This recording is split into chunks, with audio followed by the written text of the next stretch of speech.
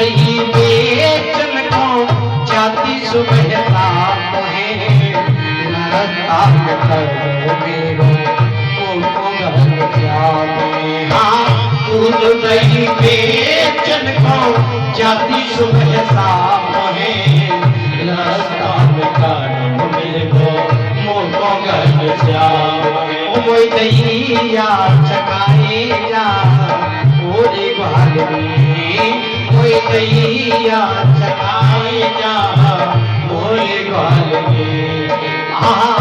बाके बिहारी रे बलिहारी मोटे मोटे तेरे नजर ना लग जाए नजर ना लग जाए नजर ना लग जाए।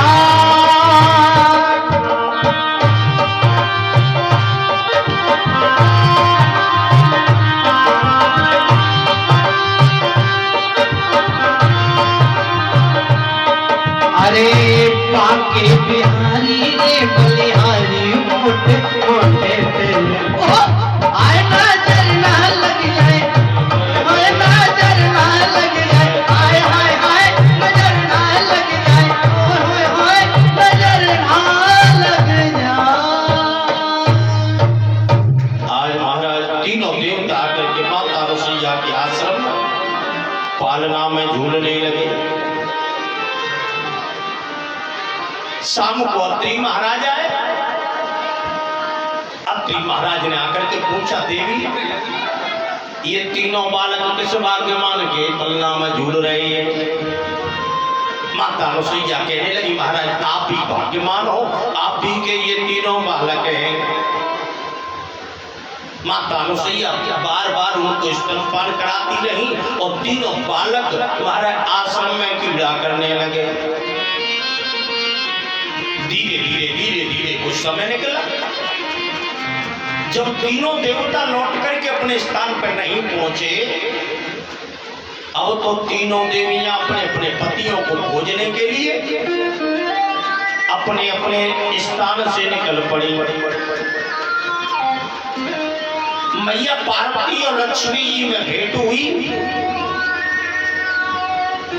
मैया पार्वती जी ने लक्ष्मी जी से पूछा बहन पुत्रगच्छ कहां जा रही हो।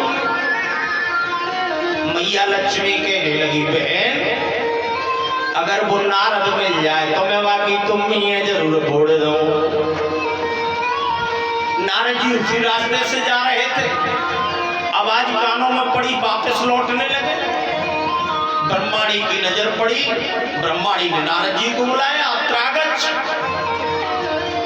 नारायण नारायण कहते हुए नारद जी आ गए। तीनों देवियों ने पूछा नारद जी हमारे पतिदेव कहाँ हैं। नारद जी कहने लगे मैया आप तीनों के पतिदेव तो माता अनुसुईया के आश्रम में 6-6 महीने के बालक बन करके और म्याऊ म्याऊ की आवाज कर रहे हैं। तीनों देवियां महाराज माता अनुसुईया के आश्रम पे चली गई। माता अनुसुईया को आश्रम पर जाकर के आवाज देने लगी मैया।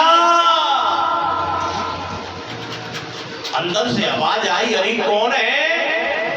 तीनों देवियां कहने लगी मैया हम तो तुम्हारी बहुएं हैं। बहुएं गई यहाँ कि तो फिर पूछने की क्या जरूरत है चली आओ अंदर। तीनों देवियां माता अनुसुईया के आश्रम में चली गई। मैया को जाकर के प्रणाम किया और प्रणाम करने के बाद में महाराज शाम होने के लिए जा रही है। तीनों उसी समय अत्रि महाराज आए। तीनों महू आश्रम के एक एक कोने में खड़ी हो गई। अत्रि महाराज ने पूछा देवी ये किस भाग्यवान की बहू खड़ी है। मैया अनुसुईया कहने लगी महाराज आप ही भाग्यवान हो आप ही की तीनों बहुएं हैं। अत्रि महाराज कहने लगे एक एक हाथ के बालक और ये 3.5 हाथ लंबी बहू। पर कोई बात नहीं है बड़ी बहू बड़े भाग्य होते हैं। तीनों देवियां माता अनुसुईया के आश्रम में कुछ समय तक रही। लेकिन कुछ समय के बाद में माता अनुसुईया के पास में आकर कहने लगी, माँ अब हम अपने अपने स्थान पर जाना चाहती हैं। माता अनुसुईया कहने लगी, देवियों तुम तीनों के पतिदेव पालना में सो रहे हैं और जिसका जो पति हो उसको उठा करके ले जाओ। ब्रह्माणी गई, तीनों देवता देखे एक ही रूप है। ब्रह्माणी मन में विचार करने लगी, अगर भोले बाबा को उठा लिया तो पतिव्रत धर्म की यही मालूम पड़ जाए।